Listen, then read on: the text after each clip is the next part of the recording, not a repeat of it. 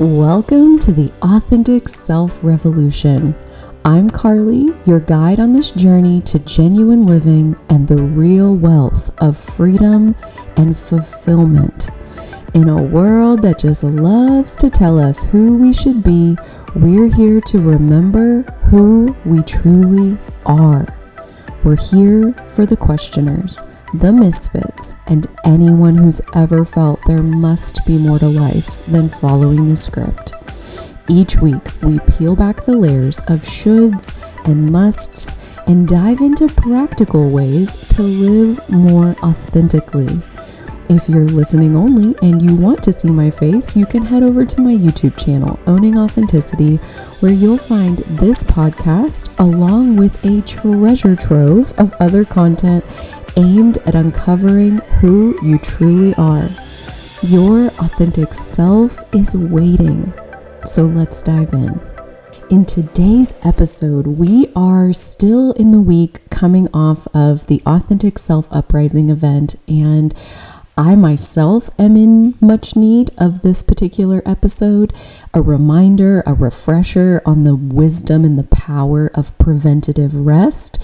And I also want to tie this in for any of you who were there or any of you who still want to take advantage of joining the uprising. You can still do that by visiting owningauthenticity.com/uprising.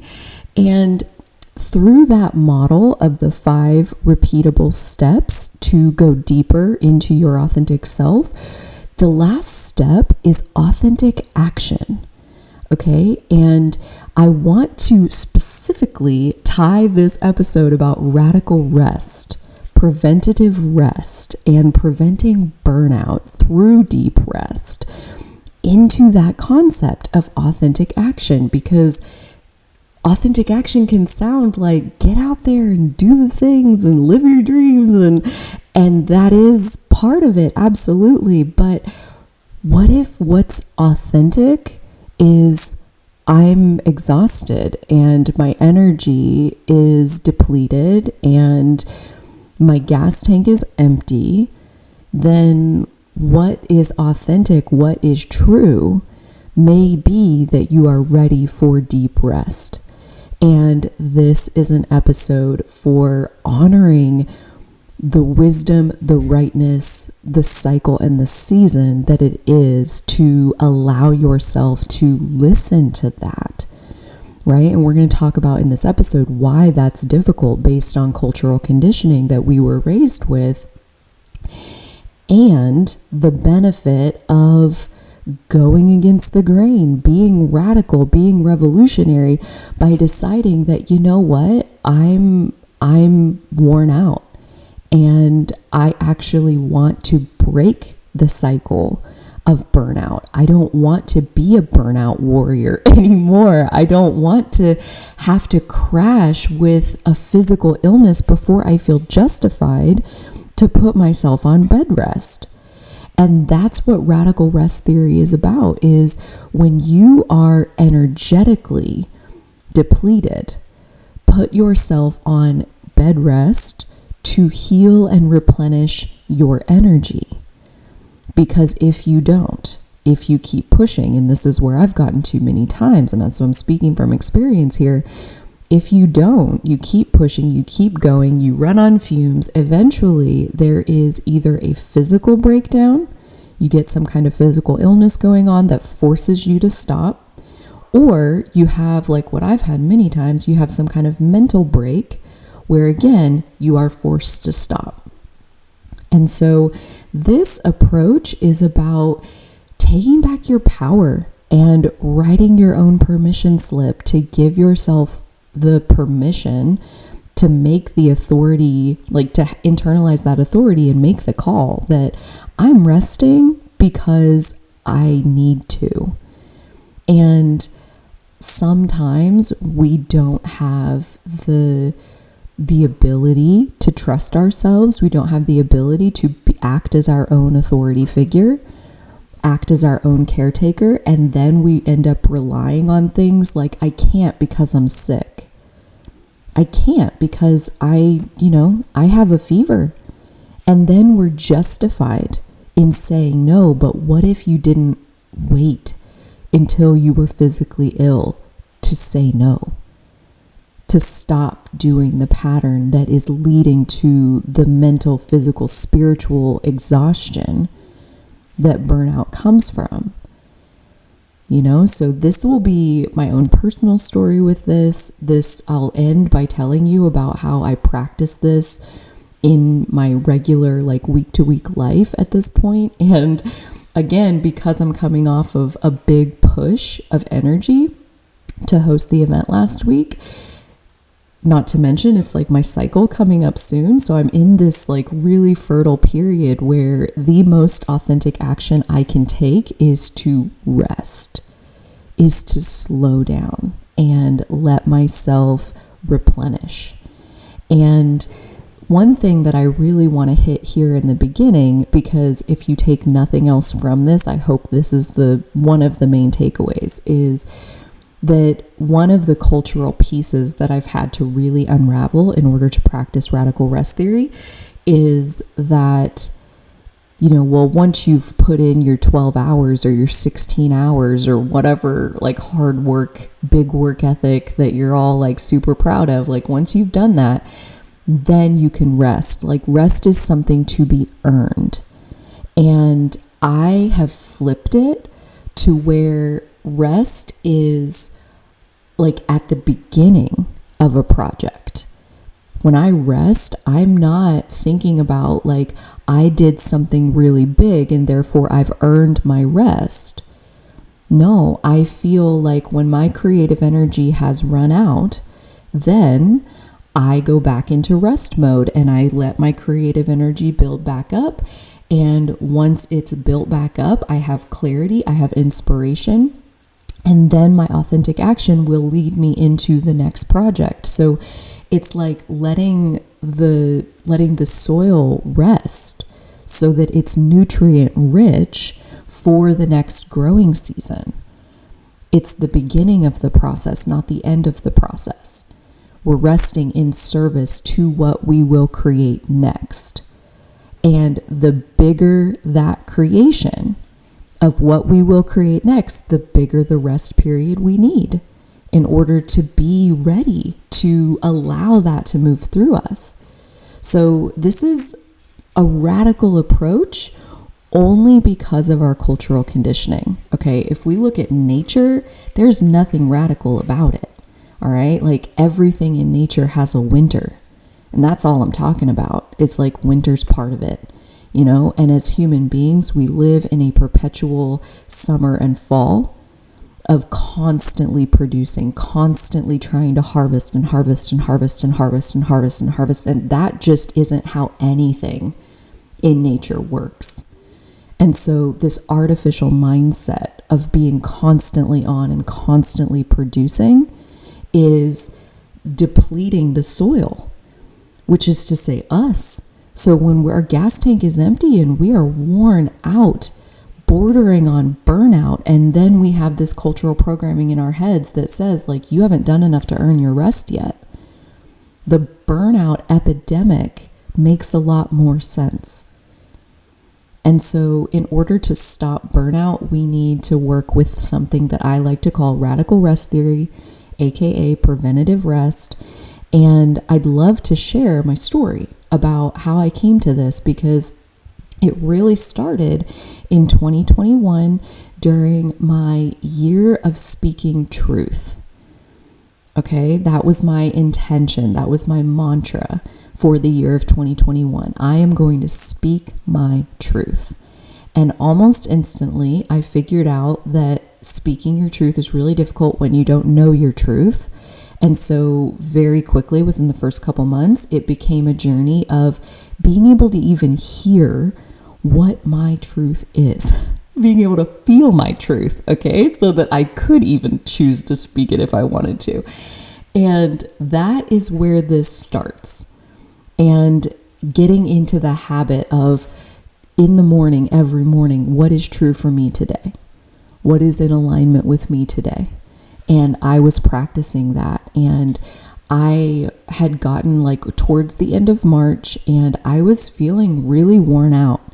And what was feeling true was that I'm worn out. My gas tank is empty. And at this point, I've hit burnout. I don't even know how many times, more times than I can count. So I know that this is the subtle early warning sign of that's what's coming. You know, there's a sign that says cliff up ahead. And often we just zoom right past that and then fly off the cliff and crash in a pile of flames at the bottom. And then we're like, okay, now I get to stop. Now I'm incapacitated. So now I get to stop. And I am a big proponent of what if we saw the sign of cliff up ahead and tapped the brake pedal, or better yet, pull off the road and stop.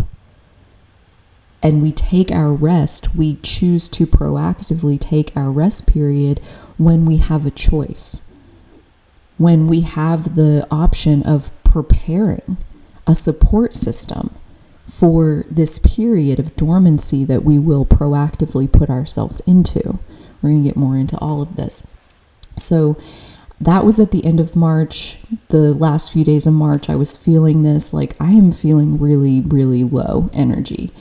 And April 1st, I woke up to not an April Fool's joke. I woke up to my mom's text message that said, call me. And she told me around 7 a.m. that morning that my grandma had passed away. And at that time, I was still living with a lot of emotional repression. So I wasn't overly emotional, but I had brain fog. Like my brain was like off duty and was not accessible to me.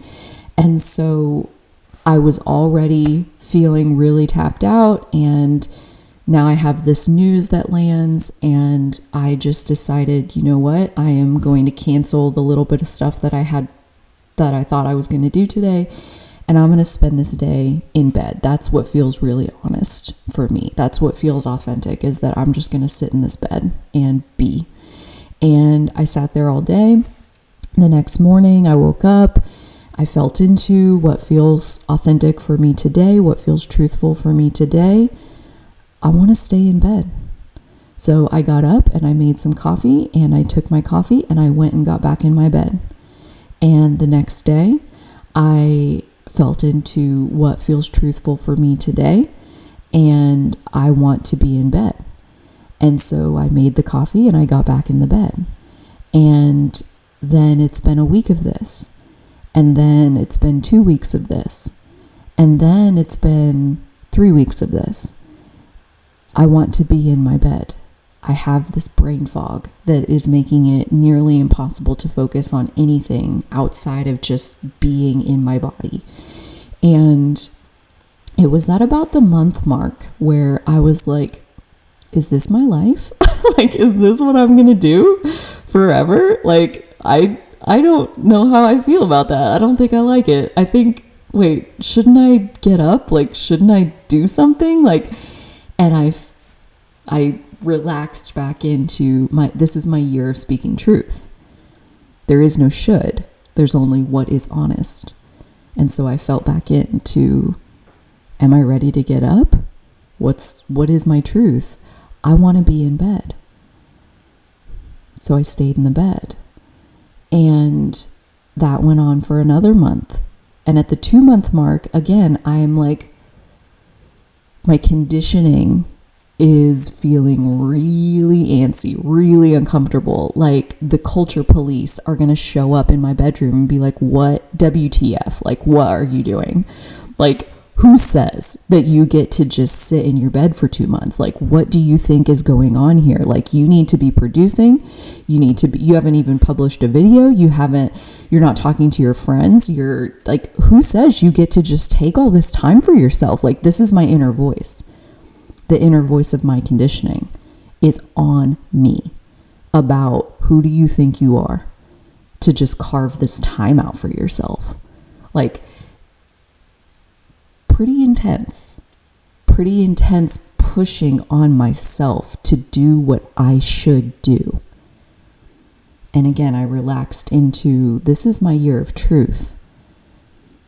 And is it true that I want to, like, is it my authentic truth to get up out of the bed. No, it's not. I want to be here. And so I enter my 3rd month and I complete my 3rd month. And it was still 2 more weeks after that. It was about 14 weeks, about 100 days that I spent in my bed with my brain fog, with pretty much like I would get up and get some food and go get back in my bed. I had, fortunately, from like a practical standpoint, I mean, I'm not married, I don't have kids, like I have created a life where I have a lot of freedom. I've made choices that grant me a lot of freedom. And even so, I still have the voice of cultural conditioning in my head that's like, WTF are you doing? But in a practical sense, I was still taking my dog outside a couple times a day. I was still feeding her. Like I was feeding myself. I was doing the bare minimum practical responsibilities. I just wasn't making myself do anything that felt like I was going to have to force myself into it. And I wasn't going to do anything that was dishonest. I wasn't going to do anything that was inauthentic. I was going to just let it happen. Organically, eventually, when winter ends, spring follows. Okay, like there are many blessings to growing up in an agricultural community where you watch people who grow food for a living. You watch that like after the harvest comes winter. And after winter comes spring and the preparation of the soil and planting. And then summer where mostly you just let it grow. And then you come back in the fall and you harvest, and then winter. Dormant, okay? Like there's just a natural cycle to nature that most humans, myself included, do not pay any attention to that rhythm. And I feel like this period of hibernation, those few months, April to July of 2021, that was me getting back in touch with the cycle of my natural body. Listening to my own rhythm instead of letting some external pulse of expected productivity drive me forward like some kind of friggin' robot. Okay, because we're not robots, we're human beings. We are an extension of nature, and treating yourself as anything other than that is where burnout comes from. So how to stop burnout? Get back in the natural cycle of your life, the natural rhythm of your body. And that means letting yourself slow down and even stop and even go dormant. And so from a work perspective, right, I've already said I didn't have like the kids and the husband and the spouse or anything like that. So from a work perspective, again, I've made choices that put myself into a space of what I would call radical flexibility, where at that time I was working on a project that let me be, like I had a deadline at the end of 12 months where I had a package of deliverables that I owed on this contract. And in the meantime, like it was nobody's business how or when or how often I worked. I could have done it all at the very tail end, and that's in fact where I did most of it.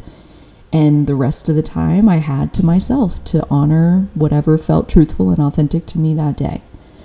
And that, I'm talking about a lot of life decisions that maybe many people can't relate to. Maybe some people can, a lot of people put a lot of responsibility on themselves and then get into this tight spot of like, I don't have any freedom. I can't even listen for my authentic self because I have so many responsibilities. And I feel for people in that situation. And all I can say is like, I am a recovering responsibility junkie, okay? Like I am the oldest of 4 siblings. I am the only girl. I have 3 brothers. And I have taken on massive responsibility for others my entire life from the time I was very, very, very small. And that has led me to a place where I know the crushing weight of that responsibility. I also know how often we take responsibility for things that actually are not ours to take on. So even somebody who is in this position of, I could never do anything like this because of my responsibilities, because I have so many things counting on me, how much of that is actually voluntary? You know, like how much of that is a fact? Like, and in my book, okay, like a tiny child actually depends on you. Okay, that's real. That's your dependent. That's what you sign up for when you give birth to a baby. That's why I don't have any babies, because their life depends on you. So that's real. A 10-year-old child, their life does not depend on you. Okay, unless of course you like it that way, which there are plenty of parents out there that are like keeping their child dependent. All right, and that's like a whole nother conversation. But then you think about like, well, my friends or my spouse or like, you know, all of these other adult people, their lives don't depend on you. They have their own power. They have their own resources. Then it's like, well, but they don't. They need me. Do they? Or do you have a need to be needed? Right? And that is one of the pieces that drives us to burnout is in the first place, is I need to be needed. And then we let all of these things need us and sap our energy, take our energy, like we give it willingly. Nobody's a victim of that. Again, this is like, is it voluntary? Are you signing up for that? One of the roadblocks or the hiccups, if you can call it that, of this process for me was that I had a friend that before I went into this hibernation, we had talked every single day for like almost 2 years. And this is one of those situations where they're an adult and they need me. And I was letting myself be needed because that was filling my need. I was proving to myself that I'm valuable, that, you know, I'm worthy of existing because look here, this person needs me. And I was meeting my need through her needing me. And as I go into this hibernation, it was about not even halfway through. It was like 5 or 6 weeks into it. And I get a very sassy email from this person about, how dare you? How dare you do this? Like, I need you. What am I supposed to do? And again, this was the confrontation of cultural conditioning and even that to say like of my old patterns of getting my needs met by letting her need me, and what was emerging, which was my year of speaking truth, my year of being authentic and being honest and being real, getting real with myself, being honest with myself so that I could even be honest with anybody else. And what my honesty was on that front was that this relationship is consuming me. She needs me. She is feeding on me. And I'm letting it happen because I feel valuable. I'm a food source. Dude, like, this is shadow work. Maybe not shadow work 101, because this is pretty deep realizations that I had as far as like, where is the burnout coming from is really what this is about. That deep, bone-tired exhaustion. Where's it coming from? And I would say it's coming from how you're currently getting your needs met. And there's probably a way that is more loving and respectful to you to get your needs met, rather than allowing yourself to be consumed by your relationships, by your job. And this was a significant turning point where, I hear from other people around that, and I feel it too, of like, I have brain fog, I have a lack of direction, I don't know what to do. And this, in my opinion, is a calling. In addition to feeling low energy, feeling worn out, like this is a calling to get still, get clear, and to let the dust settle. All water will eventually run clear if you stop stirring it up. Right? So as we think about this concept of proactive versus reactive rest, reactive rest is what is allowed in the culture. If you physically cannot keep going, then you're allowed to stop until you are physically well enough to keep going. None of that has anything to do with you being healthy. Culture doesn't actually care if you're healthy. Culture cares about productivity, which again has nothing to do with your personal health. And so this is where I advocate on every angle I can possibly think of when it comes to authenticity and this podcast and my YouTube channel, and like every way I can come at it. I advocate for taking responsibility for yourself, becoming your own authority figure, because nobody will ever care about you like you can care about you. It's nobody else's job to be responsible for your well-being. It's your job. In my story, it's my job. And what I found, I would say the most profound outcome of this is how my self-trust started to come online. Because when you treat yourself like a commodity for others to consume, so that you can feel valuable, so that you can feel like that's where you're sourcing your self-worth from, you're essentially like pimping yourself out, maybe not sexually, but energetically.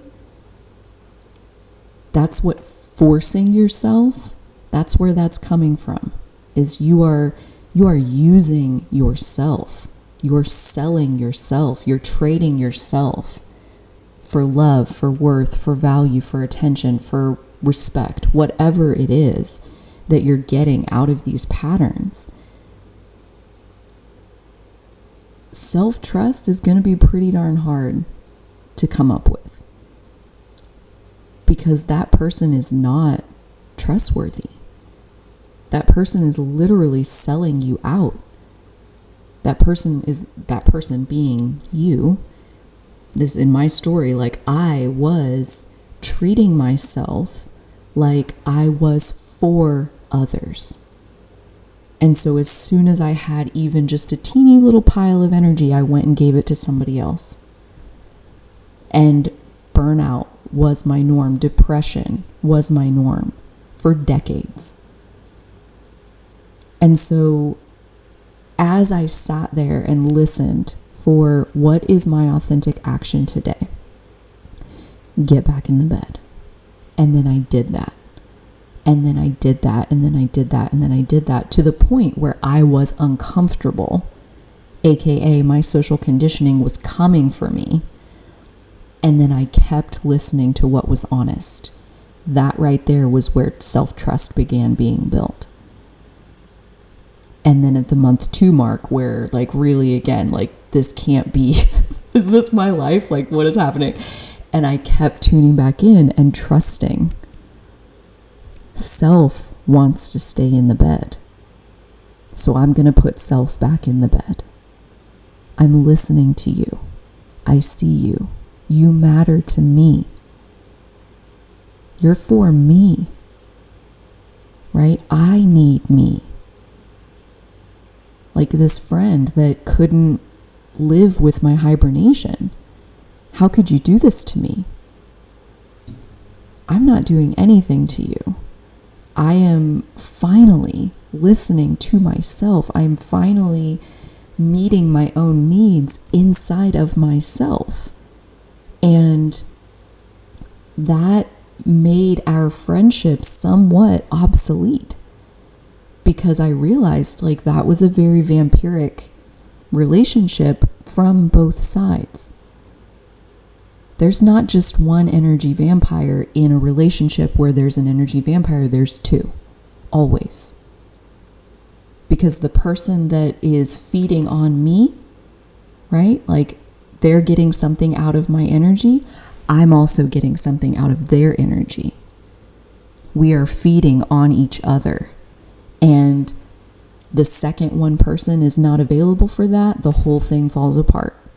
Because that isn't based on mutual love and actual respect for another individual. That's based on, what can you do for me? I love you because of what you can do for me, is what she said. And she's like, you're not doing it, and I'm mad about it. And well, that's just one of the many things that I'm learning through this hibernation process, and that relationship didn't survive. You know? That was like my best friend for 2 years. And that can absolutely be a consequence of something like this. And all I can say is that if a relationship ends as a result of you taking radically good care of yourself, that person didn't care about you in the first place. That person was using you. And choosing to continue to neglect yourself in favor of keeping up a relationship like that is you signing up to be used. And there is no right or wrong. This is not about shame and blame. This is not about you shouldn't do that. This entire podcast is about raising self-awareness, so that you see how you're participating in the patterns that are leading to your burnout. And so preventing burnout, stopping it in its tracks, is about changing the patterns you're choosing to participate in. Choosing to let go of shoulds. Choosing to redefine rest, not as laziness, but as a necessary winter that precedes the spring.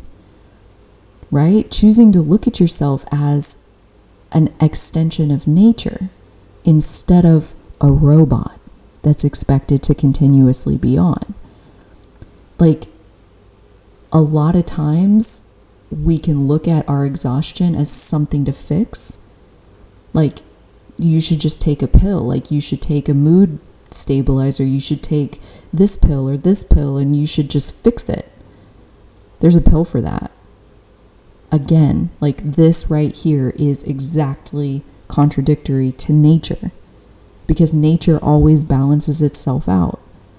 And when we have an expectation that we are not allowed downtime, that is what leads us to think that our exhaustion, our period of low energy, is something that we need to fix. And burnout is when we push it to the point where there's no amount of energy drinks, there's no amount of caffeine, there's no amount of anything that's going to clear away the brain fog and the emotional instability that leads you to having to just walk away from what it was that led you there in the first place. And that's the part where, you know, I have been in many situations where I hit that breaking point, and then you don't have a choice. There's no like, well, let me get some ducks in order. Let me like inform some people and let them know that I'm going to take a little hiatus. It's like, no, I am now a puddle of what used to be a human, and I'm going to have to go figure out how to turn this puddle back into an adult who can even carry any responsibility. Right? And there is no notice, and there is no preparation, and you just leave a bunch of things, like just walk away. And that is really difficult. It's really difficult for just many, many, many, many, many things. And even my first hibernation was kind of like that. Like, I was already feeling like I was on the brink, and then my grandma died, and it just was, I just can't keep going. I have to stop and just be. And so at the end of that, it ended organically. It ended with, every single day for 14 weeks, I asked myself, like, what is my truth today? I asked myself, and stay in the bed, stay in the bed, stay in the bed. Go in your office. I like it in there. Yeah, let's go in there. Ooh, let's open this window. Ooh, let's bring that one plant and put it in here. Oh, let's organize this desk.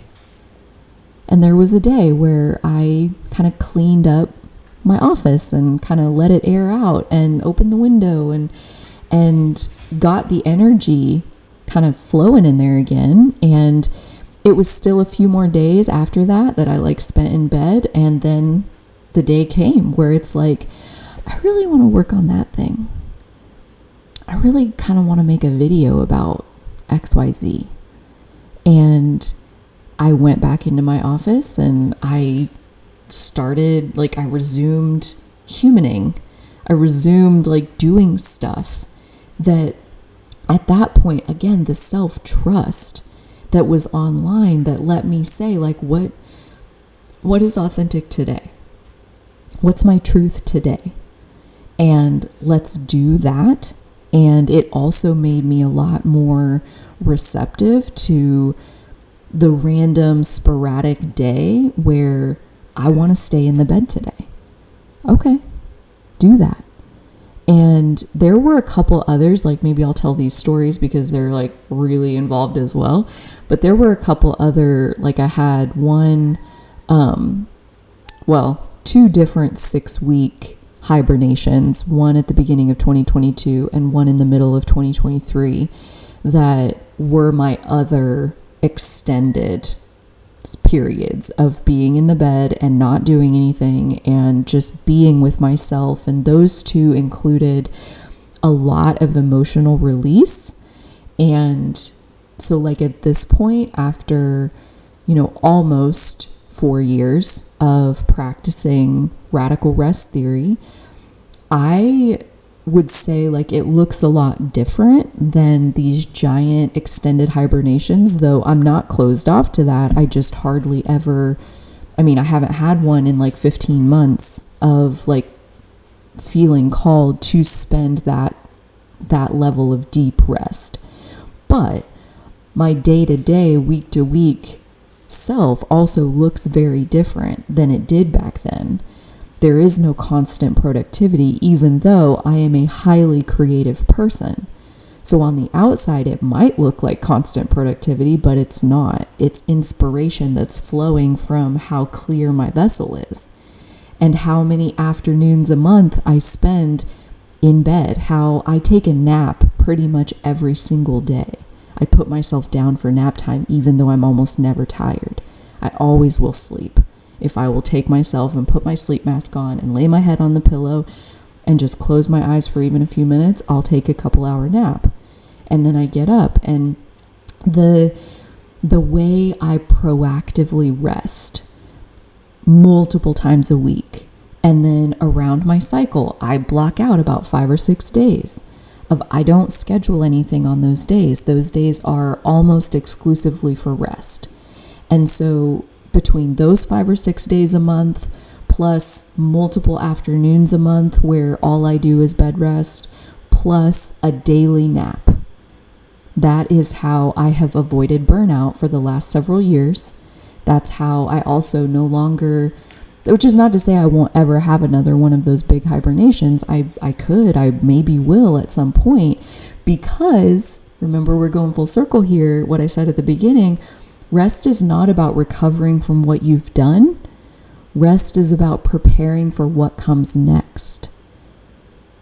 And so I will be honored to do a gigantic hibernation at this point, because I can only imagine what it is that wants to move through me, that I'm opening up the space, that I'm creating the clarity for something big to move through me. We rest in service to what is coming next. This is one way of looking at it, and it honestly makes me just a teensy bit sad to acknowledge how radical this mindset is, right? Because of culture, because of the philosophies of hard work and productivity that we're raised on. But this is a choice. This is a practical choice that we can choose to look at the load of responsibilities that we're carrying. We can choose to hand people back the power to be their own authority figure, to land on their feet, to figure it out for themselves. We can choose to delegate. We can choose to get more support for ourselves. We can choose to work through and digest this cultural narrative of I have to do it all by myself. And that there's almost a point of ego pride that comes along with, no, I can do it myself. Of course you can. But there's also no shame in having help, right? And actually, it is in service of your health. It is in service of what you're creating next, to allow anything that can be handled by other people, to allow partners, to allow support to come in and help you thrive. Right? When we let ourselves believe that I can do it all and that that's how it should be, and it's like we are consuming ourselves in the process. There's nothing rejuvenating about that mentality. It's unhealthy to think that way. And we have a choice to step into this preventative medicine of deep rest. Right? And all that's needed, okay, just a little thing of going against your social conditioning. All right. And that's why coming up very soon on the podcast, we are going to deep dive into what is social conditioning, right? Like, it is often very invisible to us, and therefore we don't even necessarily recognize that we are running on a program, that we are actually running like a robot with software installed that has nothing to do with who we really are, what's true, what's authentic. Sometimes the authentic action is to just stop, is to go put yourself on bed rest for energetic reasons. Did you ask anybody if you could do that? I asked myself. Dear friends, this has been one of my favorite episodes so far. I would love to hear your thoughts in the comments. I can only imagine the comments on this one. I would love to hear about your current relationship to rest and how you treat rest in your life. Is it a reward? Is it a prerequisite? Is it something you earn? Is it something you give into when it's the honest thing to do? Right? What is your relationship to rest? I would love to hear. Again, if you would like support around hearing your authentic truth and acting on it, that is what we did in the Authentic Self Uprising. You can learn more by going to owningauthenticity.com/uprising. Get instant access to the replays, to the workbook, the exercises, the meditations that help uncover what is your truth, all the way through what is your next authentic action. The goal of that is to get beyond the social conditioning, get beyond the should, get beyond the idea we have in our mind of what we should be doing. Because often that is exactly in contradiction with your own natural rhythm. This exhaustion that you may be feeling even right now is an invitation into deep preventative rest. I hope this has been informational. I hope it has been illuminating. Until next time, I do hope that you are taking plenty of authentic action especially when that authentic action is to slow down and rest. And you better believe, so will I.